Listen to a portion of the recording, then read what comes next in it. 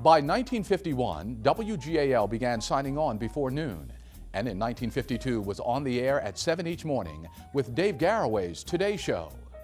And while WGAL had its pick of network programming from the three networks of the day, Dumont, CBS, and NBC, there was still an awful lot of time to fill. So locally produced shows ruled the air, all done live. Some were patterned after successful radio shows, others were theatrical or variety. And when all else failed, someone would just start playing the piano. It took some creative invention to produce shows that would define an era and last for decades. And at WGAL, some extraordinary shows were taken to the air. Paul Rodenhauser was Santa Claus back in those days. We had children come in live. Of course, they all sat in Santa's lap and that kind of thing. And Paul said to me, I'd like you to do the commercials and the open and close of the show and control the children and the duties that you do that way. And he says, can you and Jim work something out with the puppets?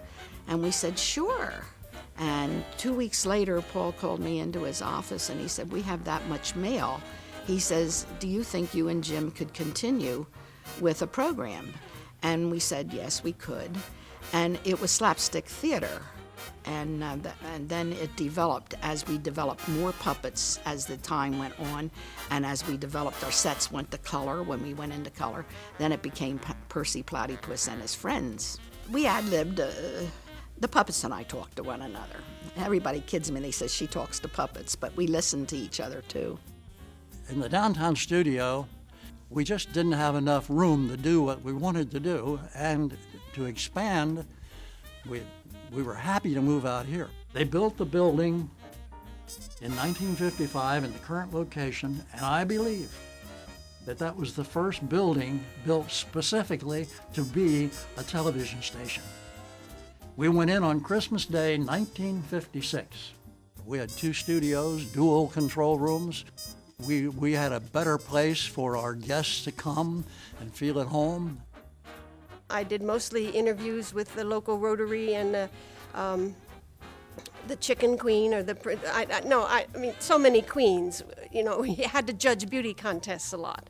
So we had the Egg Queen, and there was a Poultry Queen, and there still is, I'm sure. Well, in addition to the local people that we had on our show, we did have a lot of celebrities. Some of them passed through town and their agents called. Some of them I called. And it was wonderful. It added another dimension to the show. There were people like George Hamilton, Roy Rogers, and Dale Evans.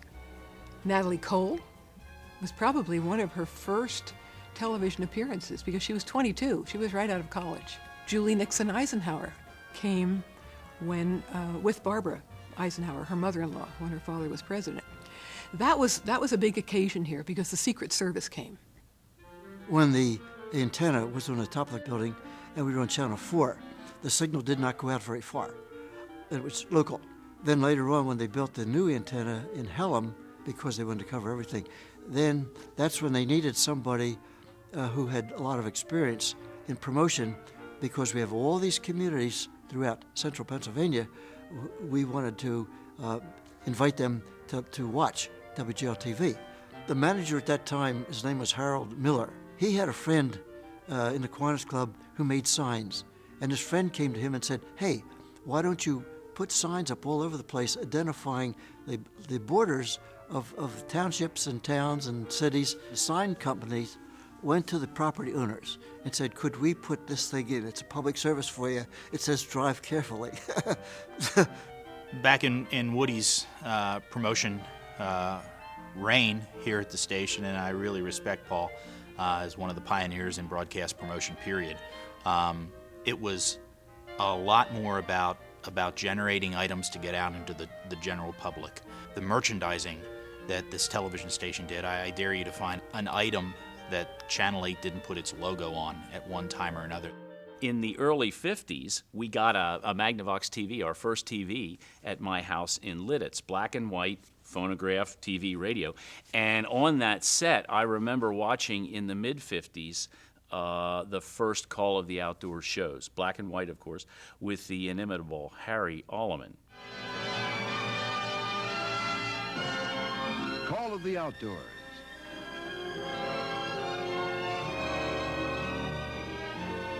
Now here's Call of the Outdoors host, Harry Elliman.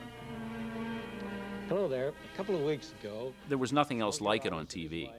He took us hunting and fishing, did conservation topics through the 50s and the 60s, and he had that show from 1955 until 1980. It was his life. Hello and welcome to the Gospel Train program. I'm David Shepard, your host, your neighbor, and your friend. My dad was always interested in gospel music. He had a radio program on WGAL for many years, Gospel Train. And then when he started talking to Nelson Sears, him and Nelson Sears concocted the idea to put this on television, put Gospel Train on television. At the time, there was no exposure to gospel music on television anywhere in this area. No, in those days, it was a 6-day week, and I think I asked Nelson Sears, what am I doing on the 6th day? He said, well, you're doing your regular announcing. Oh, and you're going to be hosting dance party. I said, dance what? I had no idea. And he said, no dance party.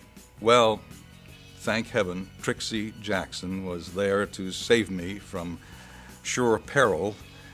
Trixie had been the co-hostess with Terry Abrams, a very successful run of Dance Party for years.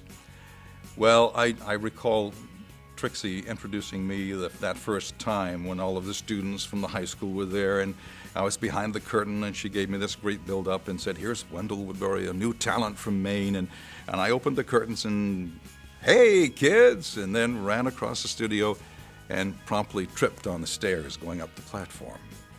By the late 50s, WGAL was exclusively NBC. And while the early pioneers of WGAL were hard at work producing their shows, there were some pretty good ones coming from the network, some of which I bet you'll remember. This is the first time that a television show is going commercial from Hollywood across the nation. This is John Cameron Swayze. Everybody's heard about Hopalong Cassidy.